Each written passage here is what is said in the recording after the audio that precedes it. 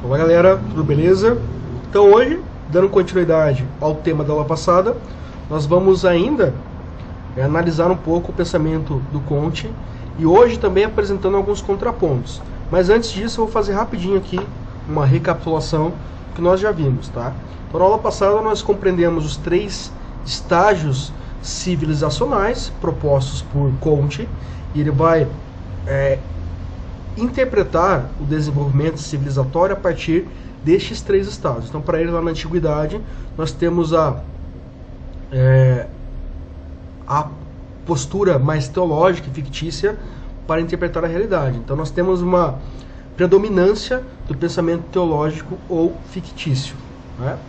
Depois nós temos, lá na Idade Média, o pensamento metafísico, que ele também vai ter uma relação teológica, porém mais abstrata. Nós temos categorias e conceitos muito mais abstratos que não são necessariamente fantásticos. Eles são tentativas conceituais de explicar a realidade. E, por fim, nós temos o estágio positivo, que seria o surgimento de uma ciência que ela conseguiria se tornar majoritária, tá? E explicar o desenvolvimento da natureza de maneira descritiva, tá? Então seria a aplicação do método científico. Aqui o estado positivo ele também está associado ao iluminismo. Por quê? Porque na percepção de Comte, que era um iluminista, que era tributário do iluminismo, o método científico ele seria o fundamento sobre o qual todos os cientistas, e todos os cientistas aqui nós vamos entender desde lá do biólogo até o sociólogo, teriam como compromisso aplicar o método científico e descrever o funcionamento da realidade. E uma vez que se faz isso, uma vez que eu consigo descrever com exatidão o funcionamento da realidade, eu conseguiria manipular esta mesma realidade. Então aqui ele vai levar a cabo aquela ideia lá do Francis Bacon, que nós já vimos em algum momento, de que saber é poder. Então o saber que eu tenho é um saber que me permite alterar a natureza. Então, desse modo, a ciência ela estaria conectada a um desenvolvimento tecnológico e social, tá? Então aqui a Revolução Industrial seria um desses fundamentos que permitem a Comte interpretar a realidade desta forma, tá? Então aqui só para a gente ter um resumo, né?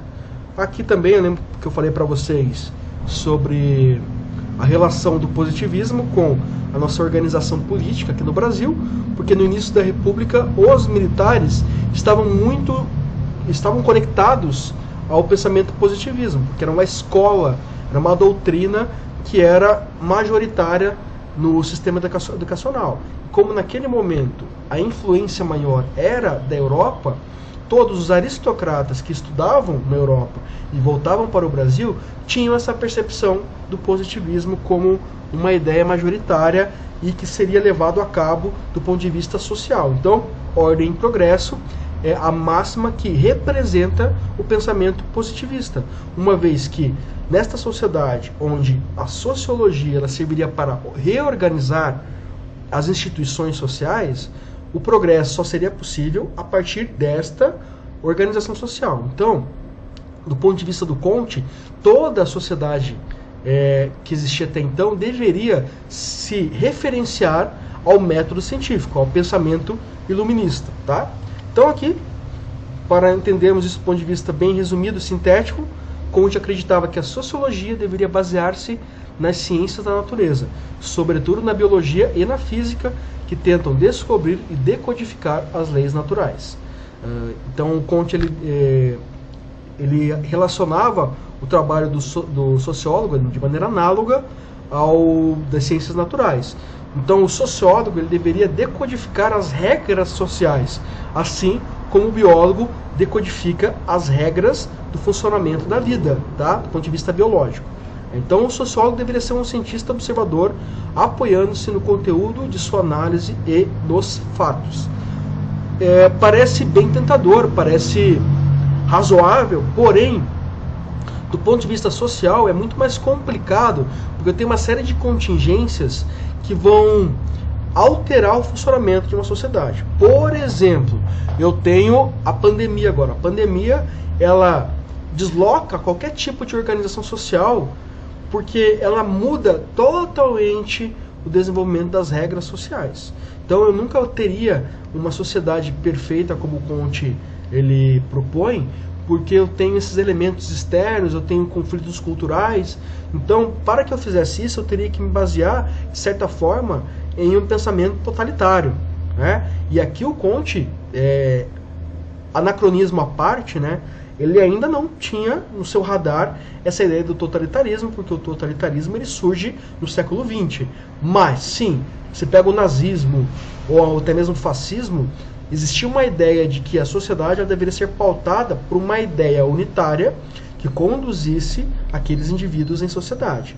Então, se eu pegar essa compreensão de que a sociedade ela deveria ser organizada e fundamentada em uma ordem, em um horizonte de regras e leis, eu tenho basicamente um pensamento totalitário para conduzir isso, uma vez que para que eu consiga fazer com que os indivíduos de uma sociedade sigam esse ordenamento jurídico, social, positivo, né, no sentido científico que o Comte propõe, eu teria que impor isso. E fazendo isso, eu estaria muito próximo daquilo que nós chamamos de totalitarismo. Tá? Então, a partir dessa compreensão, nós temos 4 críticas básicas ao positivismo. Tá? Essas críticas aqui fui eu que elenquei, tá? Vocês não vão encontrar isso no livro de vocês.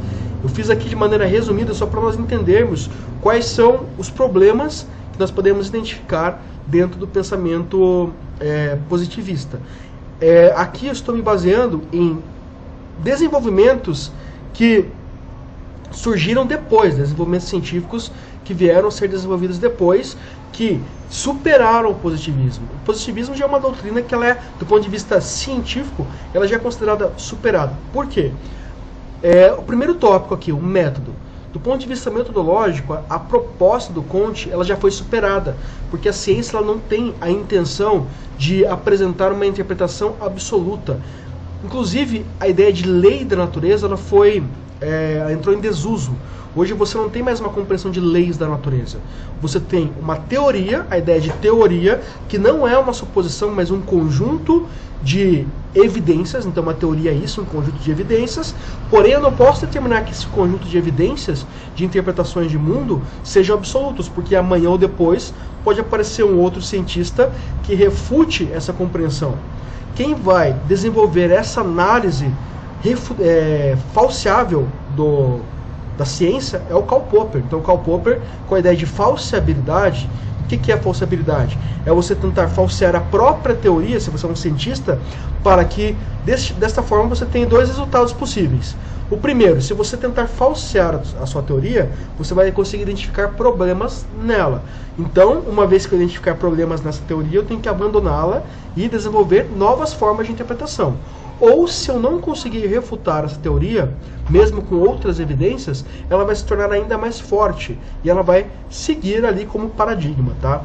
Então, do ponto de vista metodológico, a percepção do Comte de que a ciência ela conseguiria descrever leis na natureza e, sobretudo, na sociedade, algo que é improvável, você ter uma lei que seja majoritária, que ela possa ser determinada por muitas e muitas gerações, isso é irreal do ponto de vista metodológico, porque a ciência ela toma um outro caminho.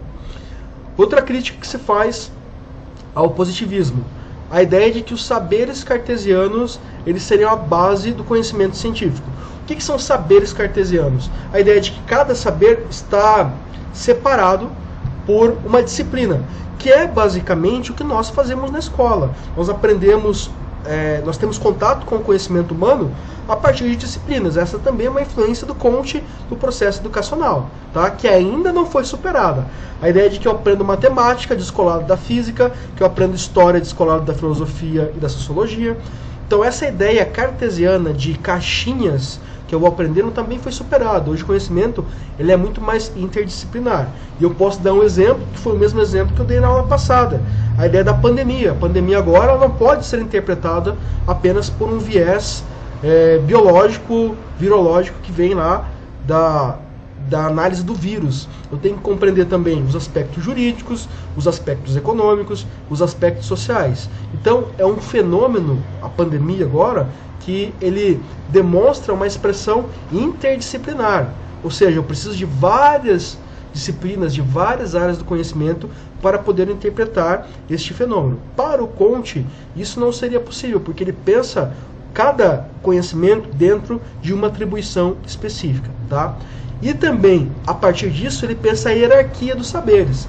Para ele, a matemática, a física, a biologia, a química estariam acima desse processo. E as demais ciências, como as ciências humanas, né, a sociologia, viria em seguida, tá? Então, ou seja, ele está entendendo que primeiro eu tenho uma descrição. Por quê? Descrição exata, né? Porque a matemática ela me dá uma descrição exata, imediata. Porém, eu não posso pegar essa descrição exata e imediata para interpretar questões jurídicas, por exemplo.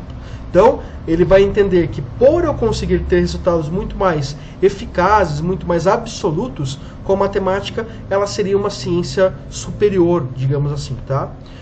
Outra coisa também que nós podemos criticar no pensamento positivista é a ideia de um progresso linear. Será que existe este progresso linear? Será que a história ela não apresenta repetições ou fenômenos que possam ser comparados?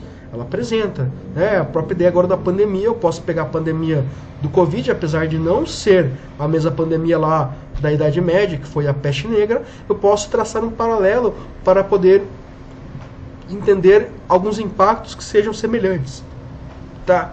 Outra coisa também é que, será que esse progresso ele sempre é bom? Ele sempre traz benesses? Ele sempre ajuda a organizar melhor uma sociedade? Não.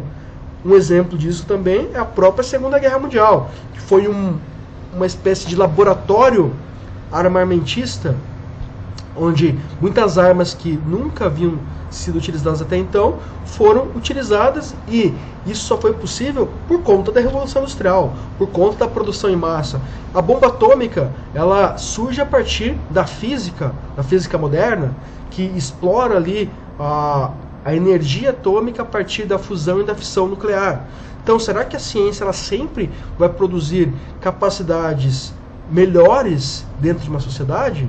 Vai produzir interpretações de mundo melhores? Será que ela sempre vai representar esse progresso? Tá? Então a ideia de progresso aqui do ponto de vista kantiano, do ponto de vista positivista, ela também caiu em desuso, porque aquela ideia utópica do iluminismo, ela se perdeu ou houve um distanciamento dela com o passar do tempo por conta dos próprios eventos históricos. Então essas aqui são as 4 principais regras que nós podemos elencar com relação ao positivismo. Beleza, pessoal? Então, para nós focarmos nestas informações, eu fecho a aula por agora. Depois, na próxima aula ainda, eu vou falar um pouco mais sobre essa crítica do positivismo e apresentar para vocês alguns exemplos um pouco mais específicos. Beleza, pessoal? Então, não deixem de ler o livro de vocês, acompanhar os conteúdos que vocês não fizeram na aula passada, e na semana que vem eu vou passar uma atividade com relação a esse tema. Beleza, galera? Então, um abraço e até mais.